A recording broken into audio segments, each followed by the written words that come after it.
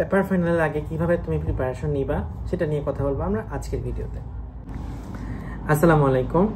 তোমরা এখন একদম শেষ পর্যায়ে চলে আসছো, ইন গেম যেটাকে আমরা বলি, একদম ইন গেম এই অবস্থায় তোমরা এখন আসো এবং তোমরা হয়তো শুরু করবা বা শুরু করতে যাচ্ছ পেপার ফাইনাল এক্সাম।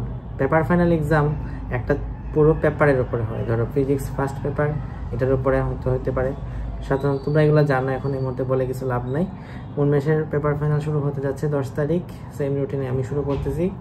আবার রেটিনাও শুরু করতেছে 15 তারিখ, সেম রুটিনে আমি শুরু করতেছি। মানে আমার এখানে ভর্তি হলে তুমি উন্মেষের যে রুটিন সে অনুযায়ী সেম স্ট্যান্ডার্ডে এক্সাম দিতে পারবা, রেটিনার রুটিন অনুযায়ী রেটিনার রুটিনেও পরীক্ষা দিতে পারবা। ওরা হচ্ছে 2000-3000 টাকার কোর্স, আমার হচ্ছে মাত্র 150 টাকার কোর্স, চাইলে অ্যাডমিট হতে পারো। তো আমরা যেটা বলতেছিলাম সেটা হলো এক্সাম যখন তুমি দিতেছো পেপার ফাইনালের আগে, পেপার ফাইনালে যখন প্রিপারেশন নিচ্ছ, তখন তুমি নিজেকে কিভাবে প্রিপেয়ার করবা একটা পেপার ফাইনাল এক্সাম দেওয়ার আগে। দেখো তুমি টাইম এখানে পাচ্ছ 2 দিন মানে আগের দিন এক্সাম, যেটা এক্সাম হবে সেই এক্সামের সেই দিনটা এবং তারপরের দিন, আর এরপরের দিন তো তুমি এক্সামে দিতে যাচ্ছ। তো সব মিলে তোমার কাছে আছে 2 দিনের মতো, এবং এই টাইমটার মধ্যে তুমি গোছাবা। এবং তুমি প্রথমে ইম্পর্টেন্ট না, বরং যেটা তোমার কাছে কঠিন লাগে সেই কঠিন চ্যাপ্টারগুলোর প্রতি আগে ফোকাস দিবা এবং সেগুলো আগে শেষ করবা। যেমন ধরো বোটানির ক্ষেত্রে তুমি অধ্যায় 1, অধ্যায় 3, অধ্যায় 4, অধ্যায় 5 এবং অধ্যায় 7-9 এই অধ্যায়গুলো দিয়ে তুমি শুরু করবা এবং এই অধ্যায়গুলোই মেইনলি পড়বা। তুমি যদি অনেক বেশি ভালো প্রিপেয়ার্ড না হয়ে থাকো তাহলে তোমার প্রত্যেকটা অধ্যায় পেপার ফাইনালের সময় পড়ে ফেলার দরকার নাই, বরং তোমার মেইন টার্গেট থাকবে যে ভাই আমি 1.5 দিন ট্রাই করব যে এই অধ্যায়গুলা খুব ডিটেইলডে পড়ার, কারণ এই অধ্যায়গুলো আমি অত ভালো মতো পড়ি নাই। মানে তুমি যেটা কম পড়ছো আর কি, ওই অধ্যায়টার ক্ষেত্রে আমি বলতেছি। সাধারণত এই অধ্যায়গুলো একটু মানুষ কম পড়ে থাকে বা একটু কম পারে, এরকম হয়ে থাকে। আর বাকি যে অধ্যায় আছে, যেমন অধ্যায় 2, অধ্যায় 6, অধ্যায় 8, এগুলো তো ছোটো ছোটো অধ্যায়, অধ্যায় 10 ছোটো অধ্যায়, অধ্যায় 12। তো এই যে ছোটো ছোটো অধ্যায় আছে, এই অধ্যায়গুলো তুমি যদি শুধুমাত্র কুইক রিক্যাপ দেখে নাও তাহলে দেখাবে যে অল্প সময়ে খুব ভালো একটা রিভিশন হয়ে গেছে। বাকি চ্যাপ্টারগুলো তুমি রিভিশন দেওয়ার সময় আগে কুইক রিক্যাপ দিয়ে স্টার্ট করবা। কুইক রিক্যাপ যাদের নাই তারা নিজেরা, যেটা অতদিন হচ্ছে নিজেদের করে সাজাইছো যে না এখন হচ্ছে পরীক্ষার আগ মুহূর্তে আমি দেখে যাবো, ওটা তুমি ওইটা দেখে যাবা।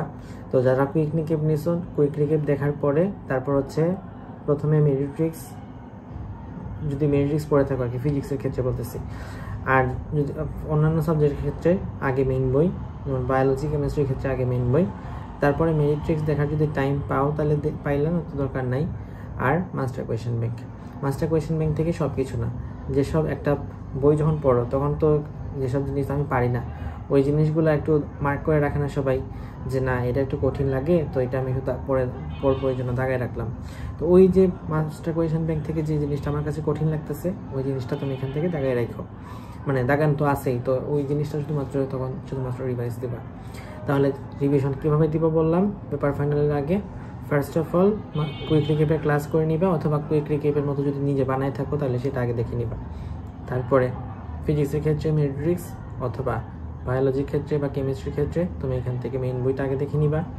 তারপরে থার্ডলি তুমি মাস্টার কোয়েশ্চেন ব্যাংকের যেসব দাগানো লাইন, মানে দাগানো কোয়েশ্চেনগুলো আছে, দাগানো কোয়েশ্চেনগুলো আগে চেক করবা।